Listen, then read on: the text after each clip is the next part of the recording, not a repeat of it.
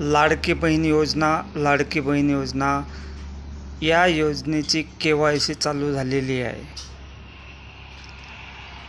ladkibahin.महाराष्ट्र.gov.in या संकेतस्थळावर चालू झालेली आहे आणि आपला जो KYCचा फॉर्म आहे तो आपण योग्यरित्या भरणे आवश्यक आहे. आणि आपली KYC झाल्याच्या नंतर होऊ शकते की काही लाडक्या बहिणींचे पैसे हे बंद होतील. याला मी किंवा माझं चॅनल हे जबाबदार राहणार नाही, याची कृपया नोंद घ्या. चॅनलला लाईक करा, सबस्क्राईब करा आणि कमेंट करा. आपण